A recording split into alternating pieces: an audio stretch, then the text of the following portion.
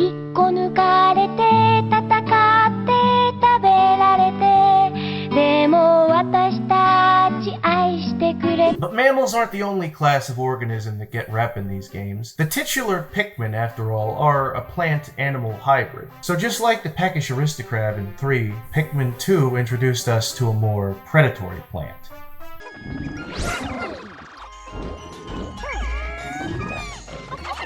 Man, Petey Piranha really let himself go. And that's saying a lot because he was only hanging on by like a thread. The creeping Chrysanthemum is a strange design that sticks out even in a sea of strange designs. It looks like what would happen if Tim Burton and Takashi Murakami were forced to collaborate. This bumbling, bulbous creature creeps on its two spindly hands. What really does it for me with this design are the two cartoonish flower eye stalks resting on its shoulders below the stalk carrying its piranha plant-like mouth.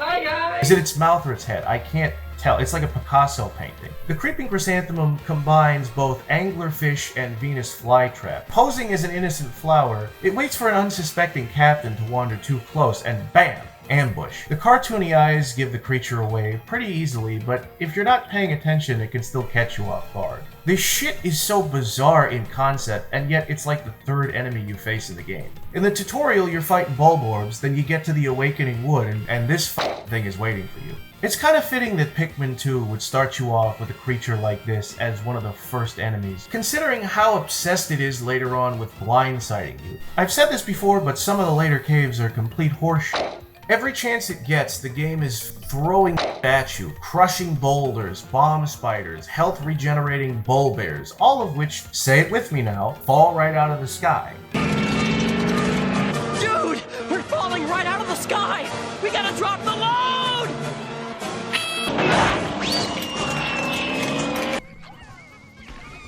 Whoa!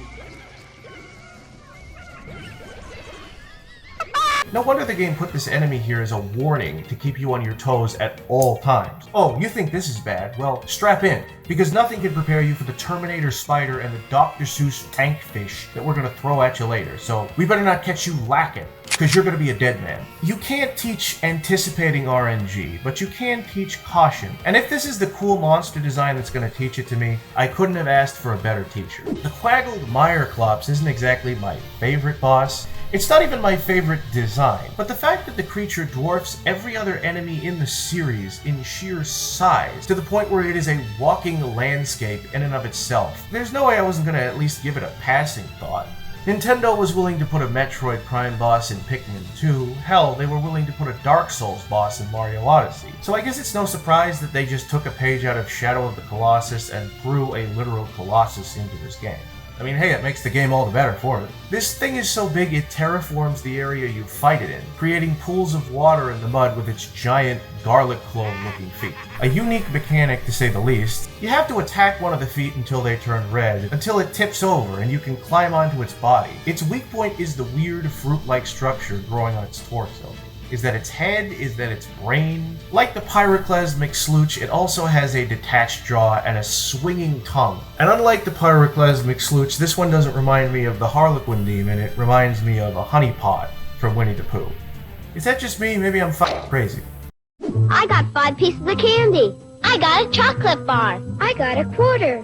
I got a rock. The Canon Beetle is an intimidating mini-boss with an equally intimidating design to boot. The Canon Beetle combines Stag Beetle, Armored Jeep, and Tank. It's not as mechanical looking as the literal cyborg spider or the goldfish Gatling guns, but there is something vaguely machine-like about it. You can't convince me that Carapace isn't made of some sort of metal. What makes the Canon Beetle particularly tricky to deal with is the fact that you have to stand directly in the line of fire in order to kill it. When the beetle charges its attack, you have to throw a Pikmin directly into the anus on its forehead. This causes the beetle to overheat for some reason and fling open its weak point, revealing the fleshy underside. Yeah, I don't know what's really going on here, but this thing is going to need to see a mechanic. As a kid, my brain always tricked me into thinking that the Pikmin lodged in its gooch made like a turning key motion, because it's a very weirdly car-like enemy. The way its wings fling open like a trunk and how it literally overheats. What would you do if you saw me at the red light and I honked my horn at you and we made eye contact? In Pikmin 2, the armored Canon Beetle is nowhere to be seen, but it got plenty of tail because there's offspring everywhere. The Canon Beetle larvae are just crawling all over this game. There's two types. There's the green ones and the red ones. And the reason why these are on the list is specifically because of the red ones. One of the coolest aspects about the Pikmin franchise, Pikmin 2 specifically, is that it is entirely possible for certain enemies to kill other enemies with their attacks. The man-at-legs stomping on Bulborbs, volatile Dweevils being led into the path of a Crawmad or a Water Dumple. But one of the easiest ways to kill an enemy is by baiting one of these motherfuckers. But one of the easiest ways to do it is by using the Canon Beetle's rocks. With the green ones, it's a little harder because the rocks move in a straight path. You have to position yourself just right. But with the red ones, their boulders apparently are magnetic and are attracted to the metal in your spacesuit. I didn't know that until I looked at the Wikipedia. I don't care. All I know is that the rocks follow you, which is really convenient for what we're trying to do. It is a godsend to find a decorated Canon Beetle in a densely populated area, because if you get good enough at leading these boulders, you won't even need to risk a single Pikmin's life.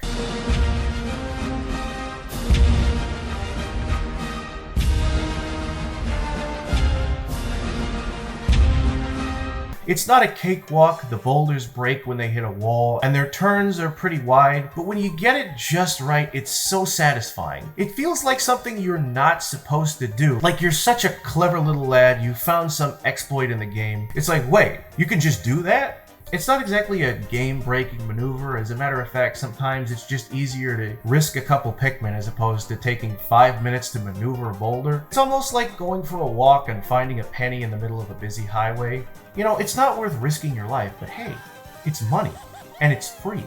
The cave system in Pikmin 2 is pretty controversial. I mean, not controversial enough for them to all but bring it back in Pikmin 4, at least according to the trailers. But some of the less satisfactory floors, on top of being susceptible to the whim of RNG and random layout generation, some of the caves are less satisfying than others. A good chunk of the floors are at best unfair and tedious to play through, or at worst just bland and boring with not much in them. But as much as they could have handled it better, it perfectly captures the feeling of going around the yard looking for bugs. I used to love doing that as a kid. And the thing about looking for bugs is sometimes you'll lift up a rock and find nothing. Other times you lift it up and there's a really scary spider resting right by your finger. Or you open it up to a nest of particularly quick fire ants that are trying to crawl up your shoulder. That's usually around the time the bug collecting ends for the day. But if you didn't have experiences like that, then the moment where you do lift up a rock and find a cool garter snake or salamander or a bug you've just never seen before,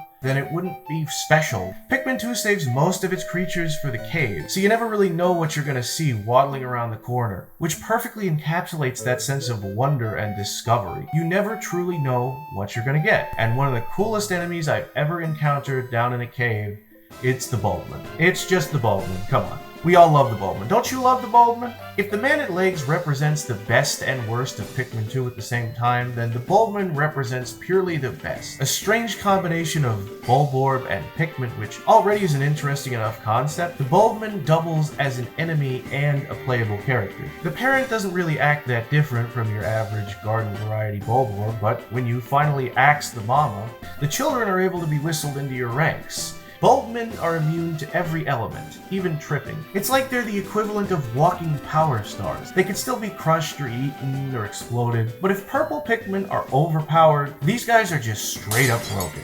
Of course, you can't take them outside of caves. That would completely destroy any kind of challenge the game was building up to that point. The question then becomes whether you keep them as Baldwin until the end of the cave and say goodbye, or use the Candy Putt Buds to change them into regular Pikmin so you can grow your ranks. The Baldwin combines the best aspects of both the Puffstool and the Canon Beetle. It's a new, cool form of Pikmin, but it's also an enemy that you can use to kill other enemies. I know I said that the best things in the cave system are like opening up a rock and finding a salamander, and that finding a decorated Canon Beetle is like going on a walk and finding a penny, but going into a cave and finding Baldwin, that's like opening up a log to find a cool bug, and instead you find a crumpled up $50 bill and 4 tickets to Disneyland for the whole family. They're like that last Christmas present that you didn't see under the tree, but oh wait, there's one more, and it happens to be that cool bike you wanted. Oh shit. Thanks, Mom and Dad. What's so cool about the Pikmin is that they really do feel like a surprise. Not a Pikmin, not an enemy, but a secret third thing. But it feels like these days, video game advertisements and commercials are hell-bent on advertising absolutely everything the game has to offer. There can be no secret characters, no secret power-ups, no hidden anything. They'll show you footage of the final boss if they can get away with it. That'll make you want to buy the game, right?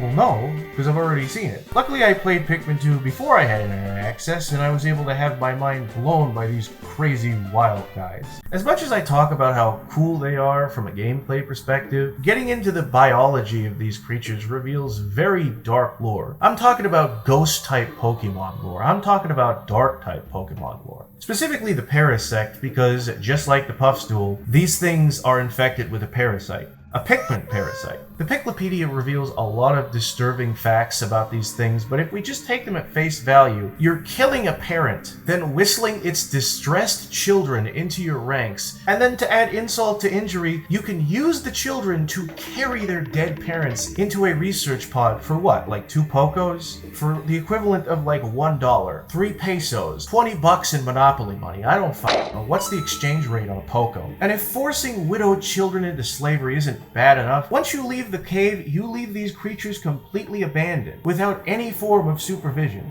Yeah, they're gonna die. They're absolutely gonna die. There's no bones about it. But if you want to feel even more sad for the Bulbmen, they're actually just juvenile Bulborbs. Not dwarf Bulborbs, actual babies, infected by a Pikmin parasite. The parasite takes complete control of the creature. It has no free will of its own. The thing is, when it grows up, the Pikmin can control every aspect of the creature, but it can't control its appetite. Now it's a creature that has no control over anything. So when it grows up, not even the parasite has control over it. It is a walking zombie. The idea of a parasite is inherently disturbing, and that's something that exists in nature. That's something that just exists in the real world. Oh man, this is getting pretty depressing.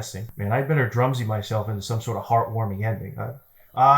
But even though there's a bunch of really fucked up shit in the Pikmin franchise, that's what I love about it. There are so many pieces of art that only show the beautiful parts of nature. A field of flowers, some docile little bunnies. But that doesn't paint the whole story.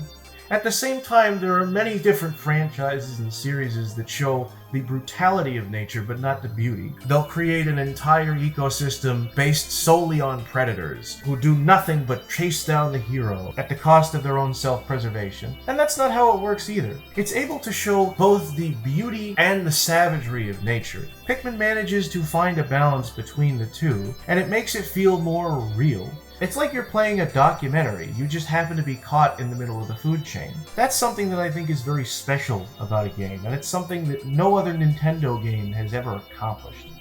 There is no malice in nature.